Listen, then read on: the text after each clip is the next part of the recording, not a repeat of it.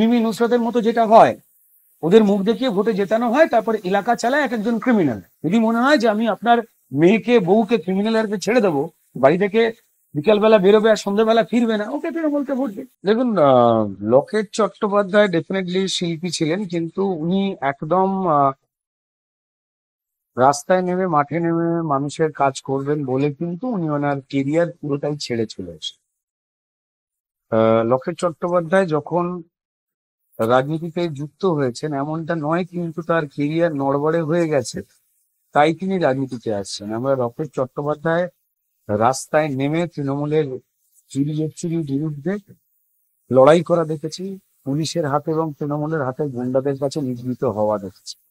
তাই লকেট চট্টোপাধ্যায়ের সঙ্গে দিদি নম্বর ওয়ানের অ্যাঙ্কার রচনা বন্দ্যোপাধ্যায়ের তুলনা টানাটা বোধহয় ঠিক হবে না, এবং মানুষও তাই বলবে।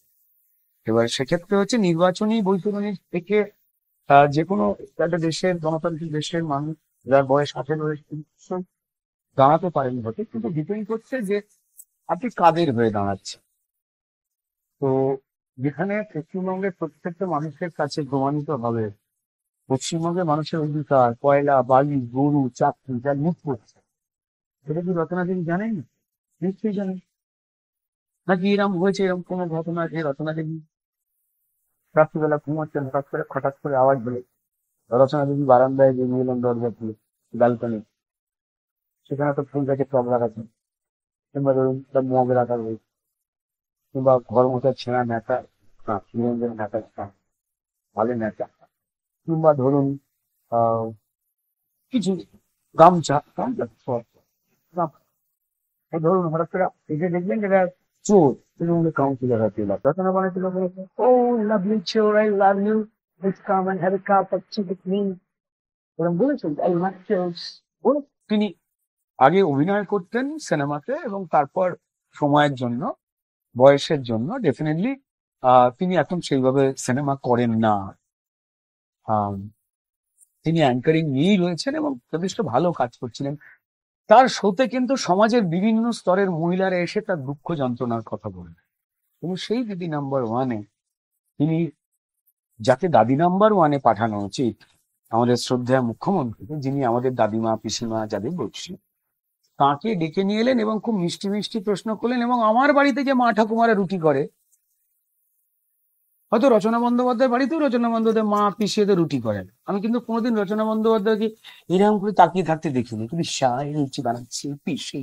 তো কিন্তু সেটা দেখতে পেয়েছিলাম যে যখন মমতা বন্দ্যোপাধ্যায় রুটি বেলছেন, আরে তিনি তো মুখ্যমন্ত্রী চাকরি করছেন, আমাদের ট্যাক্সের পয়সায় সমস্ত হয়, মাইনে পাচ্ছেন, নিচ্ছেন কি নিচ্ছেন না জানি না, হাতে 2 লাখ টাকার মোবাইল কে দেয় বাবা কে জানে, ওসব বিতর্কে ঢুকবো না।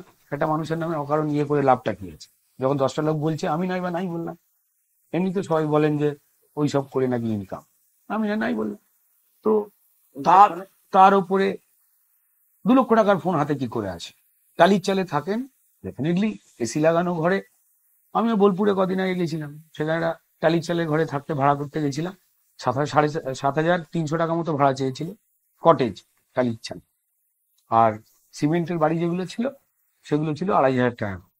আমি টালির চাল নিতে পারিনি, তো মমতা বন্দ্যোপাধ্যায় লাকি সেটা উনি এফোর্ড করতে পারেন।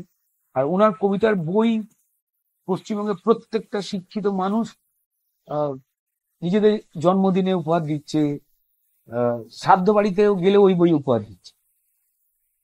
যে আমরা জ্বলবো কেন, আমাদের বাড়ির যিনি পাওলোকে চলে গেছেন চিনি ওই জ্বলুক বলে ওই বই। তো দেখুন সেই বই বিক্রির যে অঢেল টাকা, সেই টাকা দিয়ে উনি লাখ টাকার হাতে শাড়ি আমি এটা বলি না, তৃণমূলের লোকজনই বলে তৃণমূল তো হিংসুটে, এক মন্ত্রী বিপদ হলে অন্য মন্ত্রী খিস্তি গালাগাল করে। এই দেখুন অনুব্রত জেলে চলে গেল, তার ভাইকে ফেলে মারছে পুলিশ কিনছে। এই জয়নগরে একটা বেচারা তৃণমূলের নেতাকে মেরেই দিল তৃণমূল।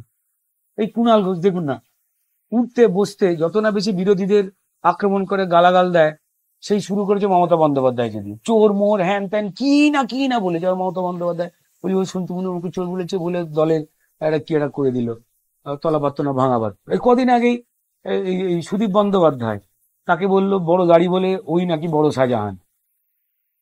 আবার যেই সুদীপ বাবু ডাকলো চা খেতে, 15 টাকার চাকে, যে 15 টাকা বেঁচে গেছে বলছে ওর মতো লোক হয় না, বহুদিন কি মানে কি বলবো, দলের তো একটা নিয়ম আছে, দেখুন ওদের দলের একটা নিয়ম আছে, এরকম অসভ্যতামি করা। যারা এই অসভ্যতামি কি মানতে পারে না, তো তাদের সেটা কপাল।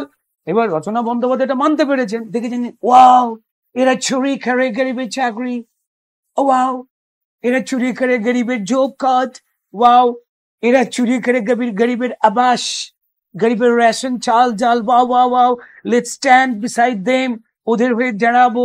ঠিক করেছেন, তাই দাঁড়িয়েছেন। উনি আমার সিনিয়র, আমি ওনাকে সম্মান করি, ওনার যেখানে ওয়াও ওয়াও করে দাঁড়াবার ইচ্ছা আছে দাঁড়িয়েছেন, এটা তো আমার বলবার কিছু নেই। এবং কদিন আগে একটা ইন্টারভিউতে দেখলাম, আমার এতটা বিস্ময় হলো, সেটা হচ্ছে যে সেই ইন্টারভিউতে বলছেন যে আমি হুগলিতে দাঁড়িয়েছি, হুগলির মানুষ লাকি নাকি, মানে মানে কি লেভেলে, যে হুগলির লোক কি পরিষ্কার দিদিমা নাম্বার ওয়ানে শো করতে চাইছে ওখানে নাকি, তো বুঝতে পারা যাচ্ছে না। ভাই জনপ্রতিনিধি, আমি জনগণের চাকর বৃত্তি করব, জনগণের হয়ে আমি খাটবো, সেই জন্য আমায় মাইনে দেওয়া হবে। তার ওখানে মামা খেলা করবার জন্য আপনাকে নিয়ে যাচ্ছে না। একটা কথা আছে না যে বন্যেরা বনে সুন্দর, শিশুরা মাতৃক করে। আপনি কোনোদিন রাজনীতি করেননি, কোনোদিন আপনাকে অন্য মানুষের হয়ে যে কোনো কাজ করছেন, সমাজ সেবা করছেন, রচনা দেবী আমি দেখিনি। সন্দেশখালীর ব্যাপারে যখন প্রশ্ন করা হয়েছিল ওই র্যাম্পে হাঁটবার পরে, তৃণমূলের জনফুস সভা থেকে লোকই আসেনি যেখানে, সেখানে খুব অদ্ভুত রকম আমি খুব যন্ত্রণায়, আমি যন্ত্রণা পেয়েছিলাম এটা দেখে। যে সন্দেশখালী কি সব মহিলারা বলেছে নাকি তারা নির্বাচিত? ঠিক মমতা বন্দ্যোপাধ্যায়ের সিলেবাস মেনে মিথ্যে কথা বলা, ওই মঞ্চে প্রার্থী ঘোষণা হওয়ার পর থেকে সম্মানীয় রচনা দেবী বলা শুরু করল। আর এক মানে অমূল্য রত্ন, তিনিও মহিলা, তাকে যখন সন্দেশখালী প্রসঙ্গে মিডিয়া জিজ্ঞাসা করলে, তিনি বললেন যে শাহরুখ খানের কথা কোট করে বলছি, বড়ি বড়ি শহর में ये छोटी छोटी घटना होते रहती है। এরা কারা, কারা দাঁড়াচ্ছেন, কাদেরকে ভোট দেবেন মানুষ? আর এদের যত না ফ্যান ফলোয়ার, আমি এইটুকু বিশ্বাস করি, আমার হুগলিতে যা যা বোনেরা রয়েছে, বৌদিরা রয়েছে, এদের সবার থেকে ভালো দেখতে, এবং তাদেরও ইনস্টাগ্রাম ফেসবুকে এদের থেকে অনেক বেশি ফলোয়ার। তারা জীবন যন্ত্রণায় জ্বলছে, তারা জানে তৃণমূল মানে চুরি করে নিয়ে যায়। হ্যাঁ, এবার যদি পরিষ্কার হুগলির মানুষ ঠিক করে থাকেন যে ওকে আমি রচনাকে জেতাবো, কারণ বাবা আমি এখানে থাকতে পারছি না, আমি বাড়ি থেকে বেরোবো কিন্তু আজকে রাত্রিবেলা ফিরবো না, রচনা দেবীকে মানে তৃণমূলকে ভোট দিন, কোনো অসুবিধা নেই। ওই মিমি নুসরতের মতো যেটা হয়, ওদের মুখ দেখিয়ে ভোটে জেতানো হয়, তারপরে এলাকা চালায় এক একজন ক্রিমিনাল। যদি মনে হয় যে আমি আপনার মেয়েকে বউকে ক্রিমিনাল হাতে ছেড়ে দেবো, বাড়ি থেকে বিকালবেলা বেরোবে আর সন্ধ্যাবেলা ফিরবে না, ওকে তৃণমূলকে ভোট দিন। আপনারা যদি মনে করেন যে হুগলির মানুষ, যদি রচনা দেবী ভেবে থাকেন যে তারা চান যে আমার বাচ্চা জন্মে ভুয়ো শিক্ষকের হাতে পড়বে, রচনা দেবীর এই চোর তৃণমূল দলের ভুয়ো শিক্ষক টাকা নিয়ে যাদের তৈরি করা, আর শিক্ষিত ছেলেমেয়েরা রাস্তায় বসে থাকবে, তাহলে তারা রচনা দেবীকে ভোট দেবে।